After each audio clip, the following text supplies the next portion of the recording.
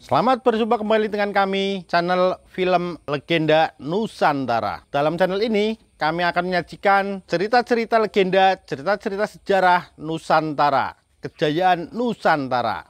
Semoga kita semua akan menyadari bahwa negara kita, Nusantara, adalah negara yang sangat luar biasa. Salam NKRI. Kemelut Blambangan bagian 59. Dia adalah Dartoko, murid Kiai Kasmalapati yang dulu pernah dikalahkannya setahun yang lalu. Ia telah mengalahkan dan mengusir guru dan murid itu dari Gua Siluman. Guru dan murid itu mengganggu penduduk Dusun Sampangan dan sekitarnya, dengan kejam bukan hanya memeras penduduk, juga menggunakan ilmu sihir menculik dan mempermainkan gadis-gadis dusun. Dan sekarang Dartoko kembali ke sini, bersama Chandra Dewi dan seorang laki-laki lain, sudah pasti tidak mempunyai niat baik terhadap dirinya. Maya Dewi memperhatikan orang ketiga. Dia seorang laki-laki berusia 60 tahun lebih, tubuhnya sedang, mukanya pucat seperti mayat. Rasanya ia sudah pernah melihat orang itu, akan tetapi ia lupa lagi entah di mana dan siapa dia. Setelah tiga orang itu tiba di depannya dan berhenti, orang ketiga itulah yang bicara lebih dulu sambil tertawa-tawa. Suara tawanya ngakak seperti ular besar dan serak. Hak hak hak. Inikah Maya Dewi putri Kakang Resi Koloitmo, adik tirimu itu, Chandra Dewi? Walah walah. Ketika aku melihatmu dulu, engkau masih gadis remaja. Sekarang telah menjadi seorang wanita matang yang cantik jelita. Maya Dewi, senang sekali aku bertemu denganmu. Sudah bertahun-tahun aku mendengar nama besarmu. Mendengar tawa ngakak seperti itu, Maya Dewi teringat. Sukar menemukan orang lain yang tawanya ngakak seperti itu. Ia ingat bahwa dulu, di Banten, ayahnya memiliki seorang kawan yang namanya Arya Bratadewa. Inilah agaknya orangnya. Andika paman Arya Bratadewa, bukan? Hak hak hak, benar sekali, manis. Bagus kalau engkau masih ingat sahabat ayahmu. Bakayu Chandra Dewi, Andika datang bersama paman Arya Bratadewa dan Jahanam Keju Dartoko ini menemui aku, ada urusan apa? Chandra Dewi tersenyum dan Maya Dewi memandang heran. Baru sekali ini ia melihat Mbak Kayunya itu tersenyum. Biasanya, wajah wanita itu selalu dingin dan kaku, membayangkan sepenuhnya betapa hatinya keras seperti besi. Maya, dahulu kita salah paham dan saling bermusuhan. Sekarang tidak lagi, Maya. Engkau adalah adikku, kita bersaudara, sudah sepatutnya kalau kita kakak beradik bekerja sama. Iya, benar itu. Bekerja sama dengan rukun dan sama-sama mencari kedudukan, harta benda, dan kemuliaan. Sambung Arya Bratadewa sambil menyeringai. Bakayu Chandra, apa maksudmu dengan ucapanmu itu?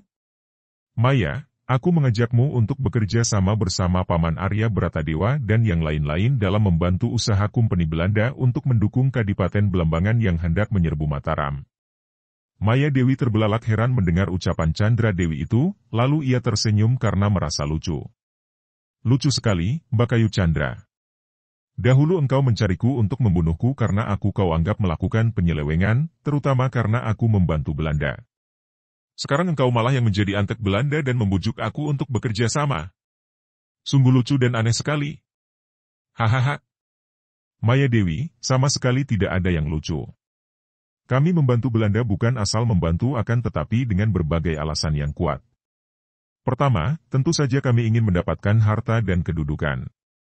Kedua, dengan membantu Belanda kita dapat bergabung dengan kadipaten yang menentang Mataram. Ingat, Mataram itu musuh kita. Dan sekarang, kita bergabung dengan Blambangan untuk menghancurkan Mataram. Ah, engkau tentu sudah lebih mengetahui akan hal itu, Maya Dewi. Bukankah dulu engkau menjadi pemimpin para telik sandi Kompeni Belanda? Bahkan engkau telah dipercaya oleh Kompeni dan mendapatkan tanda kekuasaan telik sandi berupa uang dinar kencana. Tidak Bakayu Chandra. Aku telah insaf, telah menyadari bahwa menjadi antek Belanda berarti menjadi pengkhianat bangsa karena Kompeni Belanda bermaksud untuk meluaskan wilayah sengkeramannya, ingin menguasai Nusa Jawa. Kalau engkau membela Banten jika ada permusuhan antara Banten dan Mataram, hal itu masih dapat kumaklumi. Akan tetapi itu hanya merupakan pertikaian antara suku yang masih sebangsa, sesaudara.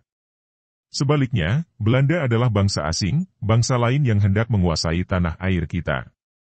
Seharusnya di antara semua suku bersatu padu menentang Belanda seperti yang diinginkan Kanjeng Sultan Agung di Mataram. Kalau seorang pribumi Nusa Jawa membantu Belanda, berarti dia mengkhianati bangsa dan tanah airnya dan itu merupakan tindakan yang jahat. Hahaha. Siapa tidak mengenal nama Nimaya Dewi yang dijuluki iblis cantik Banten? Kejahatan apa yang tak pernah ia lakukan? Dan sekarang engkau bicara tentang kebajikan seolah engkau ini seorang pendekar wanita. Hahaha, harimau betina itu kini pandai mengembik.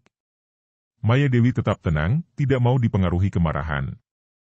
Paman Arya Bratadewa, justru karena aku insaf dan menyadari semua dosa masa lalu yang pernah kulakukan, maka sekarang aku hendak bertaubat dan menentang semua kejahatan, membela kebenaran dan keadilan. Terserah kalian hendak bilang apa dan berbuat apa. Paman Arya dan Nyi Chandra Dewi, apa keteranganku tadi kepada Andika berdua?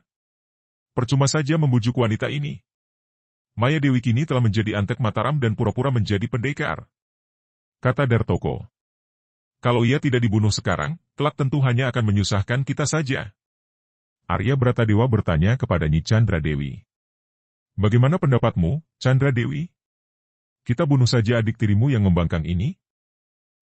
Kalau ia keras kepala, memang sebaiknya dibasmi saja. Kata Chandra Dewi dengan sikap tak acuh. Memang pada dasarnya Chandra Dewi tidak suka, bahkan membenci adik tirinya ini. Pertama, karena dulu ayah mereka, Resi Koloitmo, lebih sayang kepada Maya Dewi daripada kepadanya. Kedua, ia dahulu menganggap adik tirinya itu menyeleweng dan membikin malu nama keluarga. Kemudian ketiga, ia iri hati melihat Maya Dewi menjadi sakti mandraguna melebihi ia sendiri dan lebih-lebih lagi. Bagus Sajiwo tampak akrab sekali dengan Maya Dewi, padahal ia sudah menganggap Bagus Sajiwo adalah suaminya. Ditambah lagi sekarang, Maya Dewi memiliki pendirian yang bertentangan dengannya. Tadinya, Dartoko yang telah bergabung dengan persekutuan di Belambangan bersama Kiai Kasmalapati, minta bantuan ia dan Arya Bratadewa untuk membalas dendam kepada Maya Dewi. Chandra Dewi memberitahu kedua orang kawannya itu agar ia membujuk dulu Maya Dewi agar mau bekerja sama karena kalau adik tirinya itu mau bekerja sama, hal ini lebih menguntungkan mereka. Akan tetapi ternyata sekarang Maya Dewi menolak, maka ia setuju saja kalau Maya Dewi yang dibencinya itu dibunuh. Setelah mengeluarkan ucapan itu, Chandra Dewi yang sudah maklum akan kesaktian adik tirinya, menggerakkan kedua tangannya dan ia telah meloloskan pedang dengan tangan kanan lalu melintangkan pedang di depan dada sedangkan tangan kirinya mengangkat kebutannya yang berbulu putih ke atas kepalanya. Dartoko yang juga mendendam kepada Maya Dewi dan ingin membalas dendam, sudah mencabut pedang dan kerisnya, melangkah maju seolah dia yang hendak menghabisi Maya Dewi.